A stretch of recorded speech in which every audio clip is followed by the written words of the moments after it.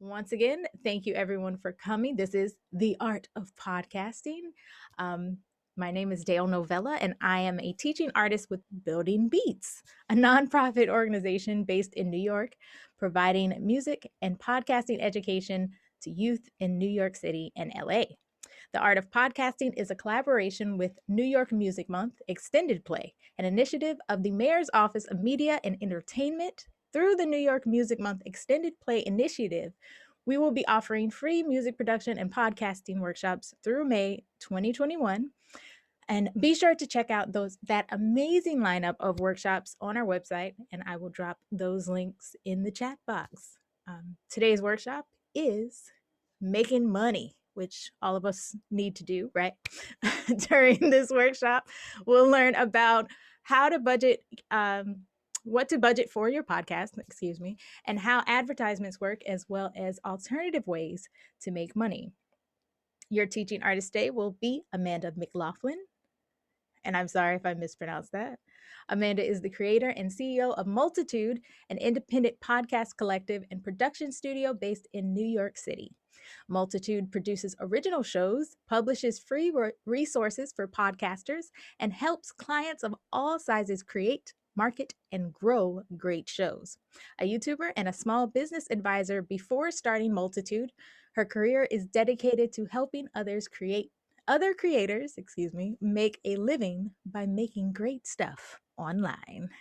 So if you have any questions or if you have any technical issues, feel free to drop a word in the chat. You can send me a private chat if you'd like, and enjoy the workshop. So, Amanda, take it away.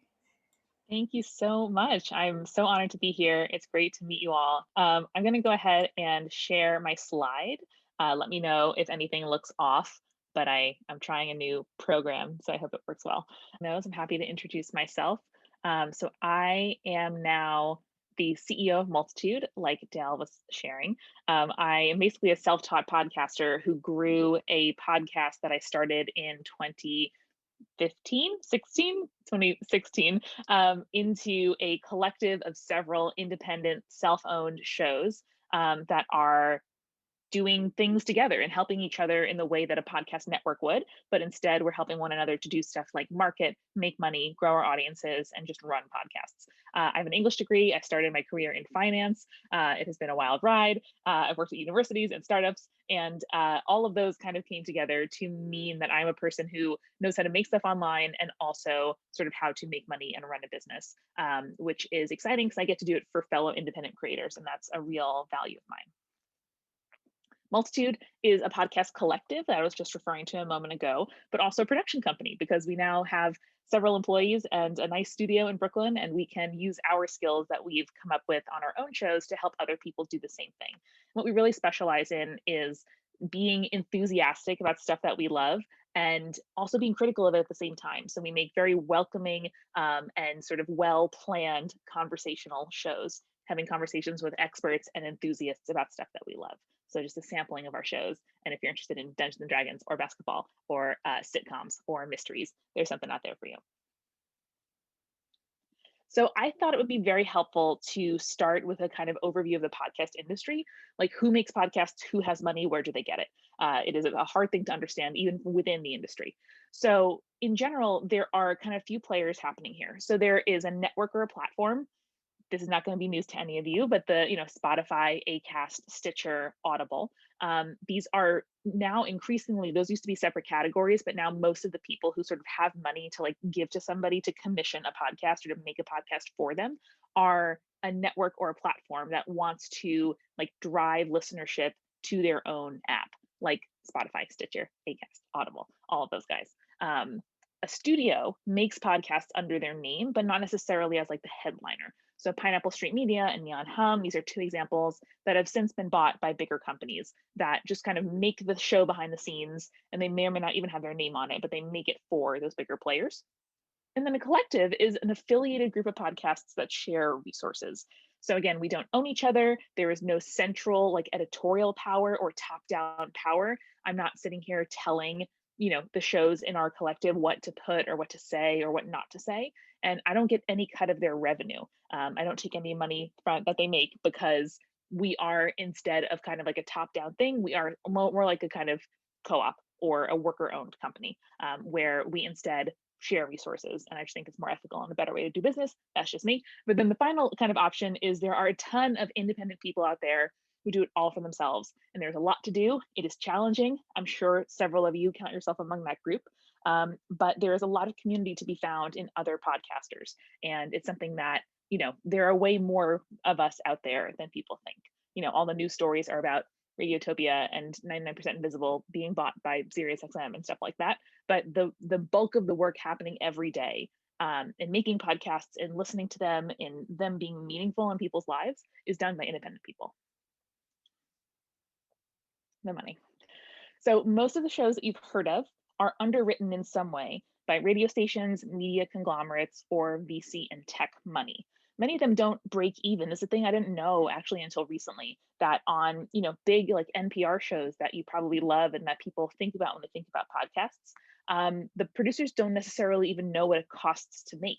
And if the show is not profitable, if it's losing money, if it's just breaking even, if the growth is stagnating, they might not be told why or have an opportunity to like cut costs and fix their budget. And I think that's significant because independent podcasters do something very, very different, which is make sustainable livings from small, dedicated audiences. We're going to go into how that happens, but it's important to know that it's possible, and that I pay my rent with money that I make as a co-host of a podcast, and that is absolutely possible to do.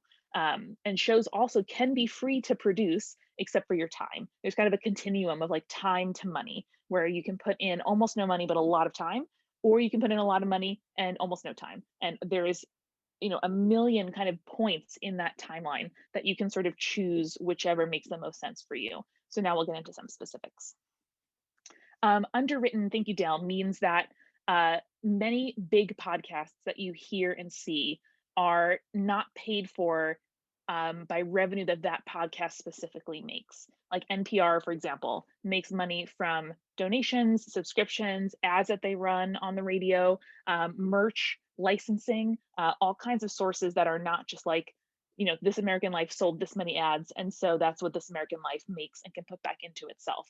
And it's important to know because, scale doesn't necessarily mean that they're able to make as much money as you think. Like just because a podcast is big doesn't mean that it's profitable or making a lot of money. And just because a podcast is small doesn't mean that it's making no money. And it's important to know that is not like a one-way relationship where or a directly causal relationship where the size, the number of Twitter followers, the number of reviews is the same as the amount of money that the show makes.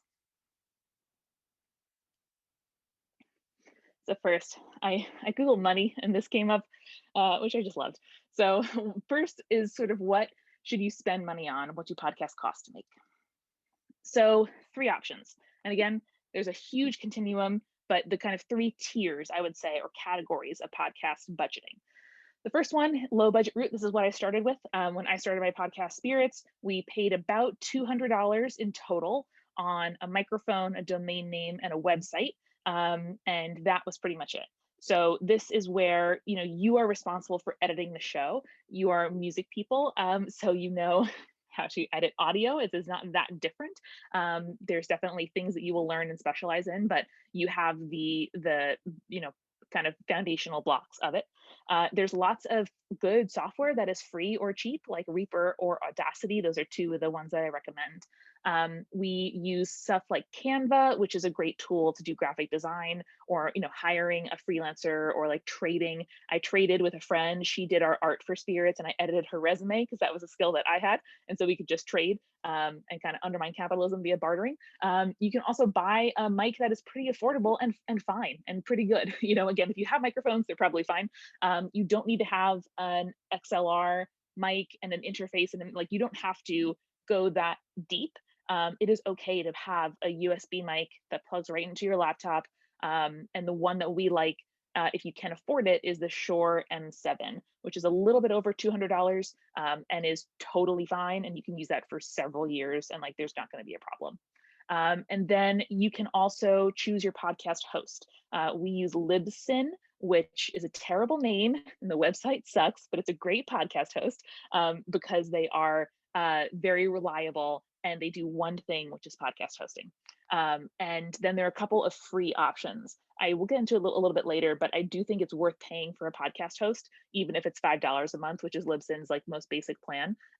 Because like everything on the internet, if it's free, you're paying for it in a different way. And so a lot of these free apps either don't have all the services that you need, or they have like a data use policy that's kind of suspect. So I think that, and I have known from experience, like don't do SoundCloud, don't do Anchor. All the other choices are okay, but Libsyn is the one that I like the most. Blue Yeti is also fine. I started with the Blue Yeti.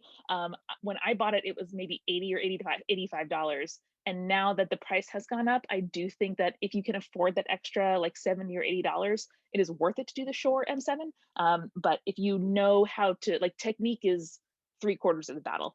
So if you look up, YouTube videos on technique, and you're able to, minimize your mouth sounds and things like that, record facing a soft surface of some kind, you're going to sound okay. It's fine. Don't worry. The mid-tier route is to kind of spend this money on starting up your podcast and then to hire somebody to edit the show. So editor rates, they vary wildly. 50 an hour is kind of the midpoint that I have seen. And again, as you may know from music production, the kind of time that it takes to edit a podcast. So like, let's say you sit down and record for an hour, and you're probably going to cut out some stuff, retakes, little fat in the middle. Maybe the show will end up being, 45 or 50 minutes long. An hour of recording will take an editor between 3 and 4 hours to edit. So when you're thinking about the amount of money that it takes to hire somebody, think about, okay, well, my average recording session is whatever the time is, and then 3 to 4 times that length, I would use 4 just to be conservative, is about what you can expect to pay somebody to edit the show. So often you might start doing it yourself, and then when you're able to make a little bit of money, you can put it back into the show by upgrading your mic, upgrading your art, paying somebody to edit. But that is often a really exciting turning point. I know it was for me, because I'm like, oh, thank God, I can, turn this over to somebody else. I can spend my time pitching sponsors, doing Patreon, doing all the other things that we're going to be talking about. And then the high budget route, you can pay somebody between, $5,000 and $25,000 per episode to make a show. And that could be everything from, a full-time producer or a part-time producer that does most of the work for you, all the way up to, a team of 5 people who like produce a huge podcast over the course of like 3 or 4 months. Different tier, but it exists too.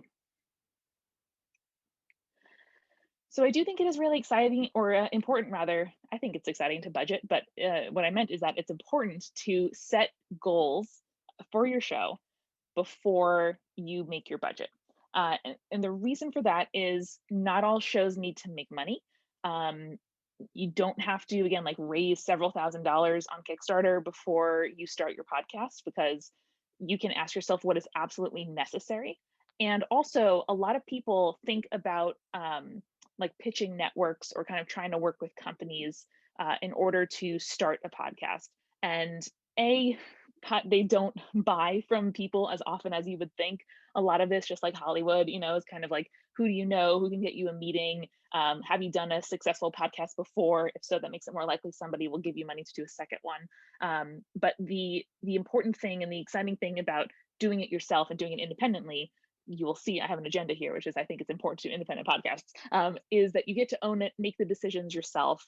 And in not taking money from anybody, like a business, like anything, you get to own your IP, own your decisions, own your future. And it's very valuable. And then finally, I think it's important too in your budget to plan for sustainable production. So if you decide, man, I really don't want to edit, I would love for someone to edit for me, let me just start paying somebody and the money will come. That's not very sustainable, because you might not make money with your show, and then suddenly you have to stop publishing because it costs you too much money out of pocket to make the show. Maybe on the other hand, you find a collaborator who's excited to edit and you're excited to host or to produce the show, and the two of you agree that, let's talk about money. Like, when we make money, what is it going to go into? And you can say, okay, great, like we'll start paying ourselves and split the money as it starts coming in, and that'll be sustainable for us, because as the money increases, you can scale back on other work and make your workload a little more sustainable. So thinking about all of that and planning for the long haul. The hardest thing about podcasting is maintaining your enthusiasm for the project. And so setting a schedule and a plan for production ahead of time that is maybe like a little bit less ambitious than you think you can handle is really, really smart, because that will make sure that if anything, you're feeling excited and ready to scale up. And like that feeling is much more fun to sit with than a feeling of being overwhelmed or like you can't hit your own deadlines. So we talked a little bit about most of these. If you're going to spend, a few $100s to start your podcast, this is what I think is important to spend your money on. An okay microphone, a good enough microphone is good enough. I'm not, here to tell you you need a certain microphone in order to sound okay as a podcast. It's important to have a website and a domain name when you're, I'm sure as you talked about, or we'll talk about in marketing and other kind of audience development, it's important to have a brand that is consistent, a website people can go to, all of that. A real podcast hosting company, like I was saying, lives in $5 a month. And then it is really important to have podcast art. And so that is an important thing to spend money on. If you can, again, trade services with a graphic designer. Like I said, use something like Canva to do it yourself. They have very nice templates and very good, art that you can work off of. But it is kind of like, that is your most important resource when it comes to finding new listeners. So any money that you're able to put in up front, I recommend putting it into art. I think it's also really important to pay for transcripts. And again, like anything here, there is a free to paid continuum. So you can, for example, just export your podcast episode as an MP4, as video, and upload that to YouTube. And YouTube's auto caption feature, I think Zoom has one too. It gives you something. It's not great, but then you can go through and edit it yourself or have one of your team members edit it. And there's a free transcript. Similarly, you can pay somebody if you don't have the time to do it. I started out free, and then when we had the money, it was able to pay somebody to transcribe the show themselves. And it's important for lots of reasons.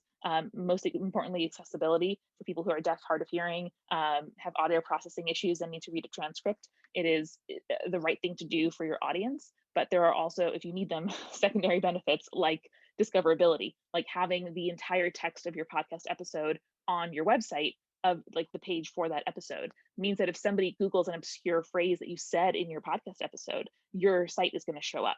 And also it helps with your workflow. I can't tell you the number of times that I have searched my own transcripts to figure out what episode I recommended this book in or made this joke in, and having the transcripts available is really, really useful in that way. We also wrote an article all about podcast transcripts with more specifics on how to do them and how your kind of options for getting them done. So all of that is on our website. Great. I thought I lost my Wi-Fi. I did not. Excellent. And I've said a couple times here, the sort of like good enough microphone, good enough editing. And I love podcasts. The first podcast I ever listened to was This American Life, like most people that I know. And it can be overwhelming at first to sort of think like, wow, the shows I listen to, it took someone like dozens of hours to edit this. There's custom music, there's sound effects, they interview so many people. The audio is like so rich in my head. It sounds so clean. And that I think can hold a lot of people back from either making a show at all or making a show that they can make and improving as they go. And so I want to tell you that like a sound rich or highly produced podcast is a style and not a standard. It is a style of podcasting and not a bar you must meet before you can proceed. In my mind, there's two actual requirements for making a podcast. One is that you need audio that is not distracting. That can mean you use AirPods or iPhone earbuds, to record your audio, but then you run it through cleanup software like Isotope Elements, we really, really love. Maybe you edit it so that you take out all of the ums and uhs and restarts that are in normal conversation, that you notice much, much more when it's recorded and being played back at you. Maybe you practice, maybe you record your pilot 2 or 3 or 4 times. That way you get more comfortable each time with what you're doing and improve a little bit as you go. And then secondly, intentionality. You should make a podcast for a reason. You specifically should be making this podcast specifically for a good reason, and design some structure into your show so that your subject matter is interesting, the show can flow along, make like choices about your show. Doesn't matter what the choices are, but making choices is the important thing. And similarly, on that same webpage, multitude.productions/resources, you can see an article that my colleague Eric Silver wrote, who spoke last week or the week before, all about pre-production, which is super, super helpful. Now we get into the actually making money with your podcast portion. So memberships. If you remember one thing that I say today, it's have a membership program for your podcast.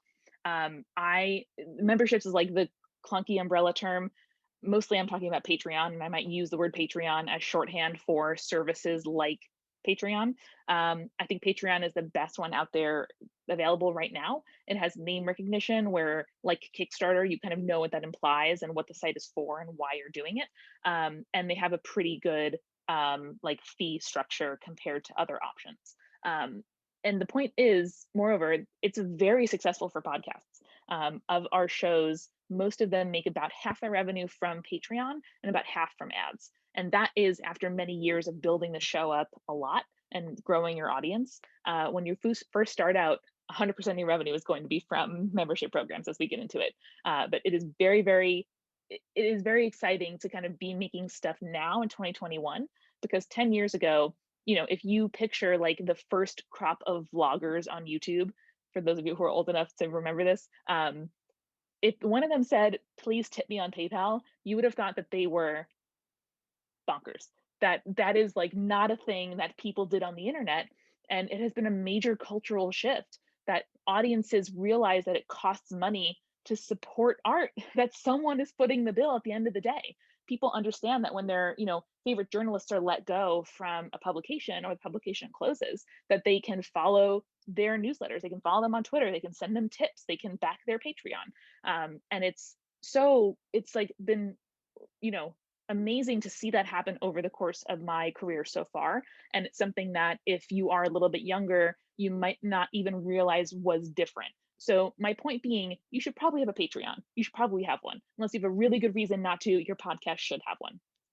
And just so you kind of have a sense of the numbers, about 3% of our total audience become patrons on our shows. I'm very proud of that. I think it's a pretty high number comparatively, but I think you can definitely plan on at least a 1% conversion rate. So if you reach 100 listeners with your episode, like that's amazing. That's a great milestone. Probably one of them is going to become a patron, if not more. So just a ratio to kind of keep in your head. I could talk for hours about best practices and membership programs, but here are my top hits. First of all, you're allowed to have a low effort version. You aren't allowed to literally have a Patreon with like 3 tiers and the reward is thanks, you're the best. And there are a lot of, again, like ways that you can upsell them, rewards you can give, ways that you can engage them, all of that. But you can also, if you don't have time, you can just put it there. And I know that certainly for people who are dealing with like sensitive subject matter, or doing like reporting, or maybe the show is very like, somber and serious and they don't want to be like, support me on Patreon. You can also say, this show is possible because of, the support of people on Patreon. If you're interested, this is the link. Like it can be very kind of low key. I certainly would encourage you to be a little bit more active about it, but that is an option and you are allowed to do it. Secondly, when you do design the tiers and the pricing, and the rewards for your patrons, the question that should be in your mind is, how can I give people more of what they already like? What do people like about my show? Is it access to me? Then a monthly like hangout would be great, or a Finsta, a friends only Instagram where just you and your patrons are in there. Maybe it's like a Discord, which is a chat program like Slack, or a private Facebook group where it's like just the patrons are getting this access. It's very exclusive. It's very exciting. It's a community. Maybe they really like your content and they like the show and they just want to like eat up any morsel of show that comes at them. Then a monthly bonus episode would be an incredible draw. If they come for research and information, maybe you share your research notes or you share longer excerpts from the show, or uncut interview tape of you with the interviewee when you only put a portion of it on the actual show. And you should also set prices higher than you think you should. You should start at $5 a month, not $1 a month. Anytime I see someone with a Patreon with an option below $5 a month, I'm like, God, because when someone shows up on your page, they are there to support you. Like they click on that link because they want to support you. And so you're not going to scare them off by having a $5 tier as your first one instead of like a $3 tier or a $2 tier. There are absolutely people for whom they have a fixed budget and maybe they can't support you now, but they will save up and support you next month or next year if it comes to it. And most of your patrons, just mathematically, are going to be joining at the lowest tier. So if you are at $5 instead of $1, that's 5 times more money from that tier than that you're going to make than you would make otherwise. So it might seem kind of simplistic, but that like really rocked my world. And when we made that change, it was huge for us because we were underpricing ourselves before. And then finally, again, sustainability is my second theme of the day. It is very important to think about that from the beginning. And you might notice that from the examples I gave, I'm drawing a lot on stuff you already do and things you already have. Something like bloopers from a podcast is super easy to do as a reward because you're already cutting them out of the show.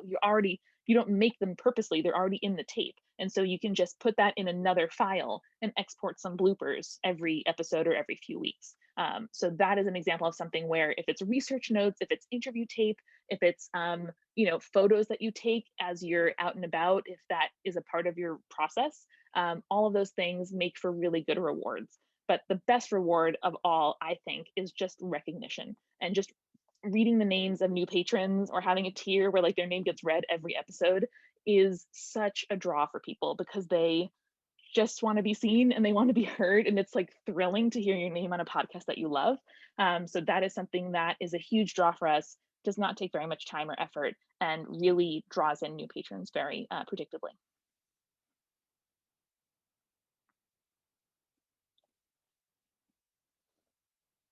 So some more grab bag options. We're gonna get to ads in a minute, don't worry. So merch is usually low earning. Either you use a kind of print on demand site like TeePublic, which I think is totally fine. Again, nothing new to musicians here, but if you produce the merch yourself, someone has to pay for it. You got to get the money from somewhere to make all that stuff, and then have it in your house and then mail it out. And you probably will make more money than you would on a print on demand, but it's a lot of effort. So that shouldn't be your first thing. I think it's most useful as a sort of community building and audience engagement tool. Secondly, live shows, super fun. Digital live shows cost you nothing, make you all profit. So that is very exciting and a good thing to think about. We do digital live shows every couple of months on one of our various podcasts. I wouldn't do more than maybe like 2 or 3 a year for one podcast in particular, just because you don't want to sort of oversaturate your audience. But it's been a really exciting thing for us, just like emotionally, and with our community during the last year, but also financially. Unlike a physical tour, you've no expenses, no hotel, no venue rental, no bar minimum, and it has been a pretty good earner for us. Grants are also a very good option if either you or your work qualify for them.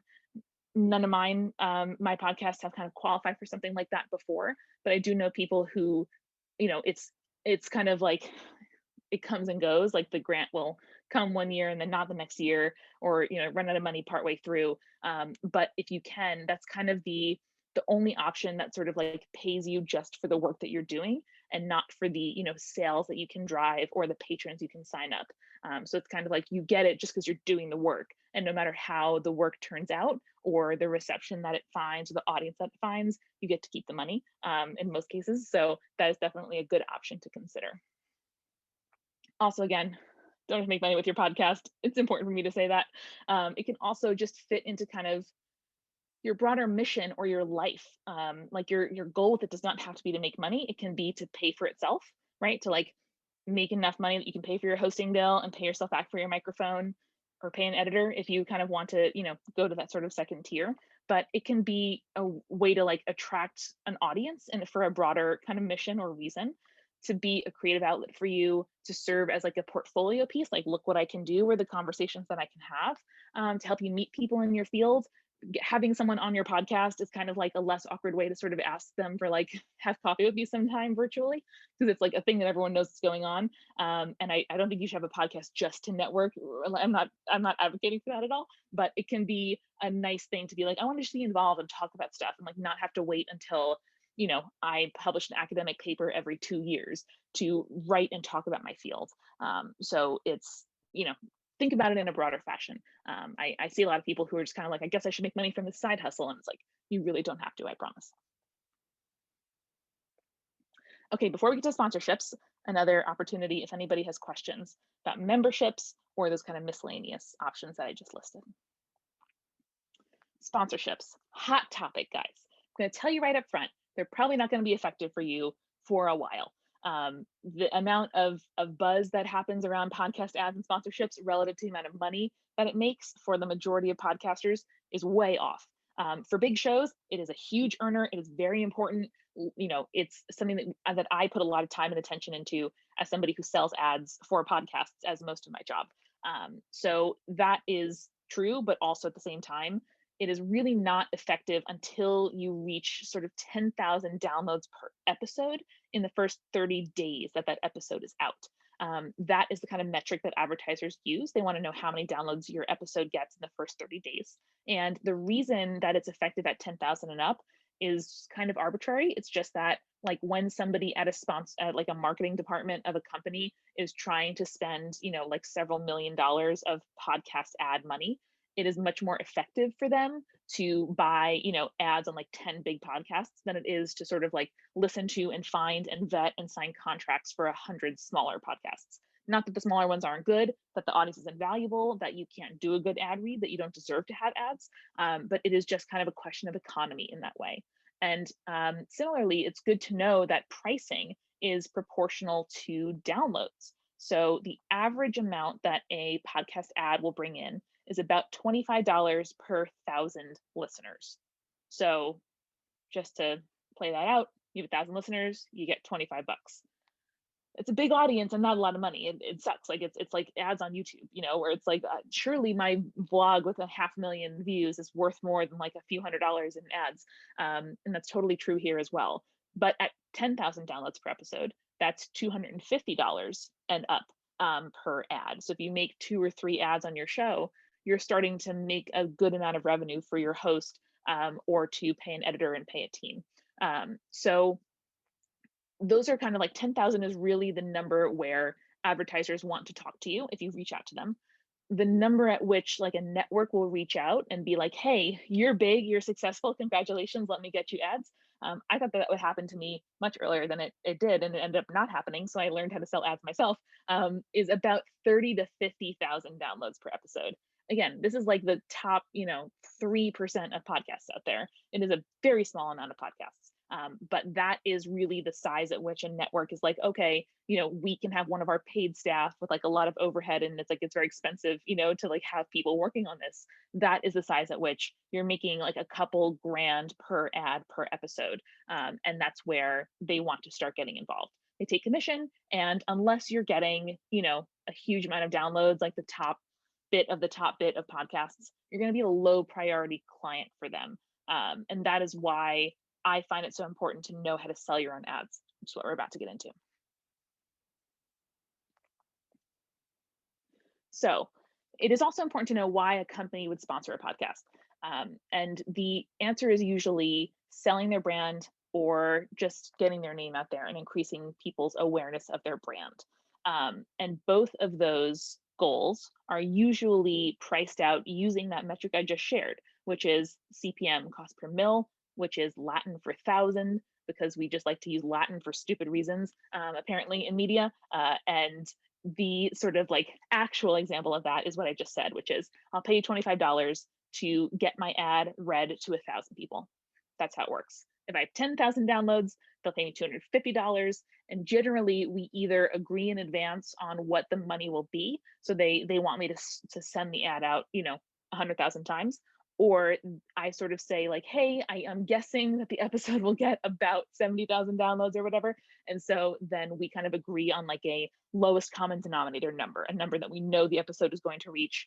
They will pay me in advance. And regardless of how the episode does, if it pops off and gets 1 million downloads because, somebody really big tweeted about my podcast, I don't get paid more money because the advertiser signed on in advance and we agreed to a price. But similarly, if it underperforms and the show does not do as well as I thought it would, the advertiser is still on the hook. So getting paid upfront, good, exciting. We want that. It's money in the door regardless of how things go.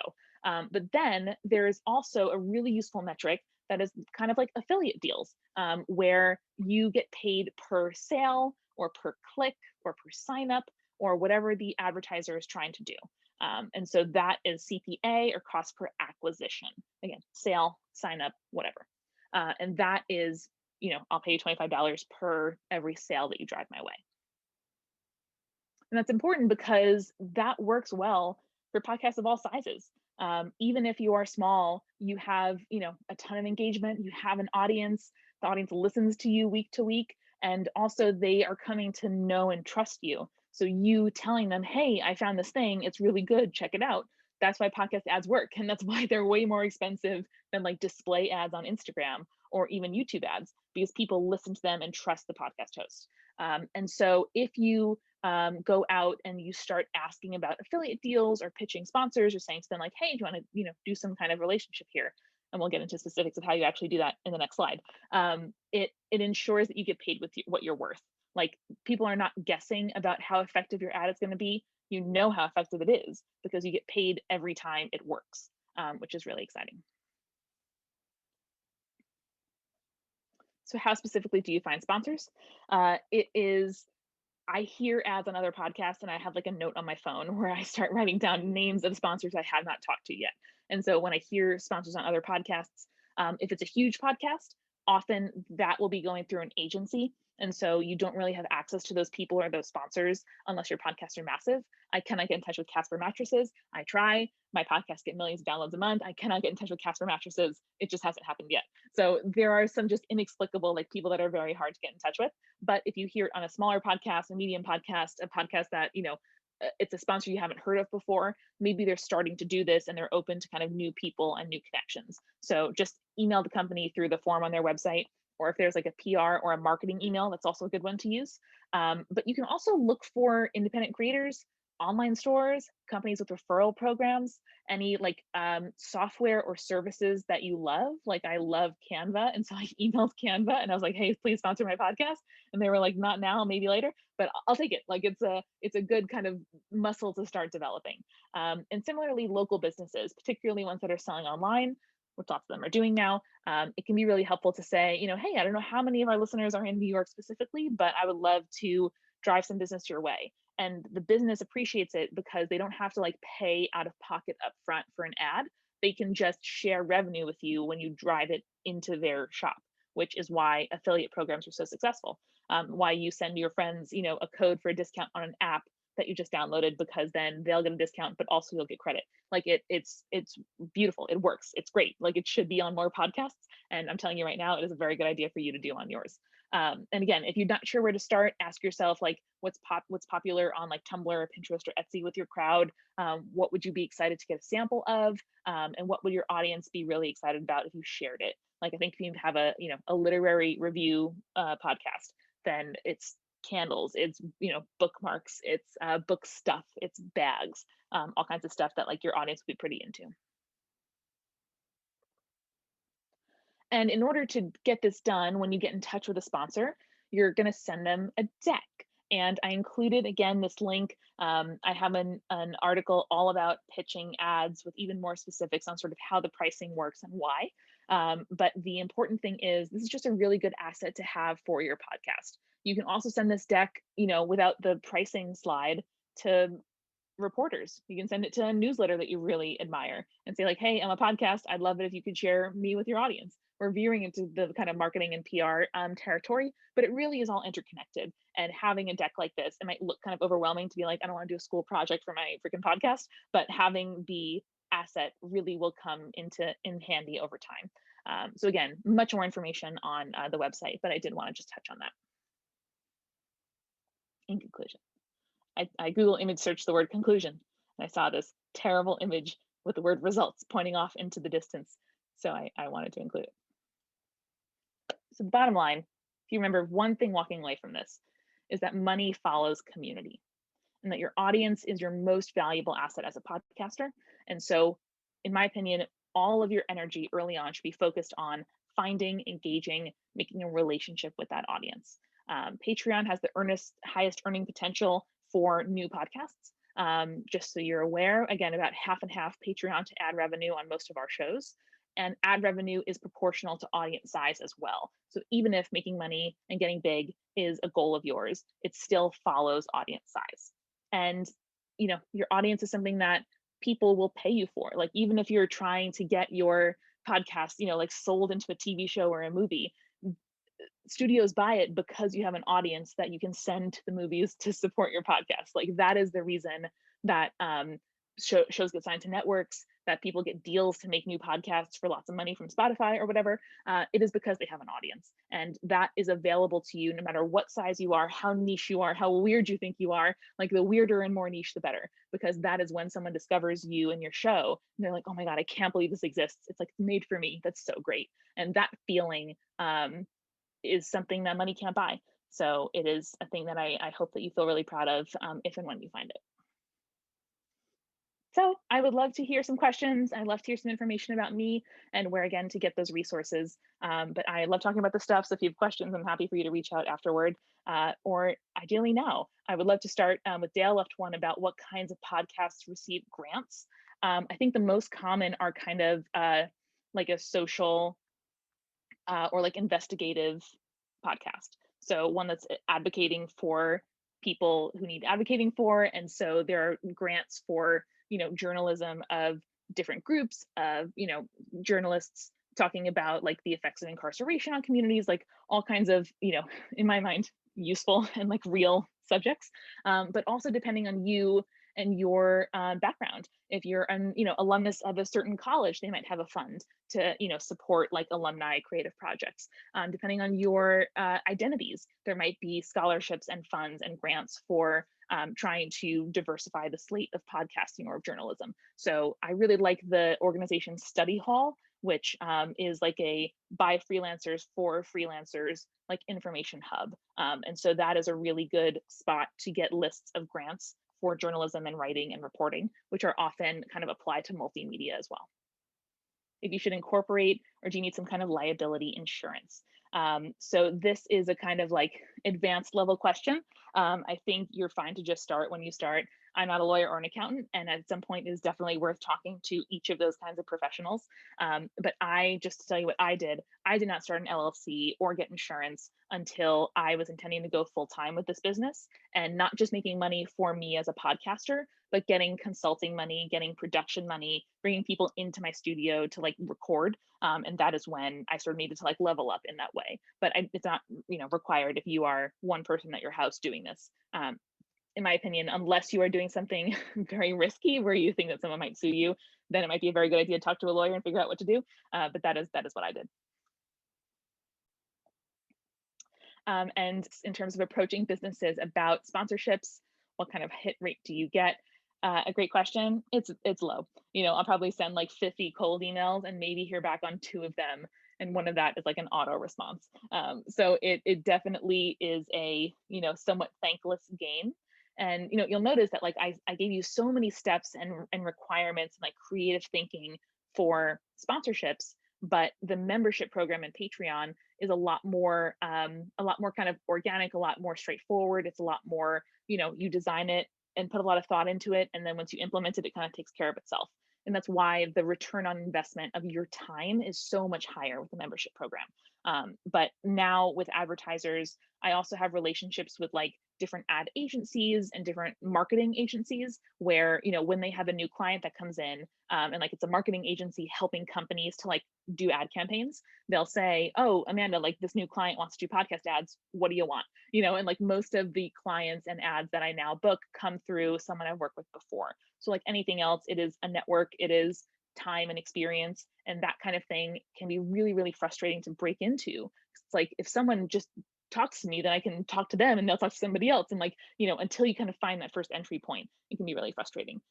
So don't or rather, if you don't get a huge hit rate, or if you get one email back of a whole bunch, be proud of yourself, because that is how it works. And that's why I'm so into stuff like templates for your emails, for your pitch decks, all of that. Because if you throughout the month like have a note on your phone of different companies you want to reach out to, if your email and your pitch deck are already done, then you can just sit down for like 30 minutes once a month and just send off that kind of similar email to one after another of those sponsors. Dale asks about buying ads to promote your podcast, like Facebook and Instagram ads. I actually removed from the slide deck because I was running a little long a slide that said don't buy Facebook ads. But I think that unless you are like a social media professional, like an ad buying professional, those ads are probably not worth your time. If you have money to reinvest in your show and you want specifically to work on marketing, I again write a lot about this, so you're welcome to check out the site. But I think that the best way to meet new podcast listeners is on other podcasts. So whether it's you going on another show as a guest or you reaching out to a show you really admire and saying like, hey, I'd love to buy an ad on your show, do you have any space? And then putting your money into at the same rate. So you can estimate the rate because it's the same $25 per thousand listeners. That is getting in front. That's like a good deal, right? Like getting in front of 1,000 people for $25, that's really good. And that is going to be way more effective than just kind of like showing up on somebody's Twitter timeline or their Instagram feed. Because it's like, I don't know how often you guys like laboriously type out links from Instagram posts that you read. It's annoying. It's hard. You have to go to like 2 different apps to figure it out. So on other podcasts, like as close to the source as possible, that is the best way to reach new listeners. I had one question. Yeah. What podcasts are you listening to lately or these days? It's a very good question. Let me open my app right now. I love podcasts that I've been listening to for a long time and are still really, really good. Call Your Girlfriend is one of those. It is a fantastic show. I learn a lot of really good guests, and it's kind of 2 friends having like really smart conversations with people talking about topics I think about all the time, which is awesome. I love the show Friendshipping, which is advice about friendship. I started working with them recently to help them sell ads, just full disclosure, but I've been listening to it for like 4 years because it's just a great show about advice questions that are not about like some scandalous, marriage topic, but instead it's like, I feel kind of weird about this and I haven't seen my friend and, what do I do after the pandemic and all kinds of questions that I find really valuable. So those are my top 2 at the moment. Cool. Thanks for that. Yes, thank you so much, Amanda, for all of your information. I think you did a wonderful job getting to everyone's questions as they were typing them in the chat. Thank you again, Amanda. It was awesome. Yeah. My pleasure.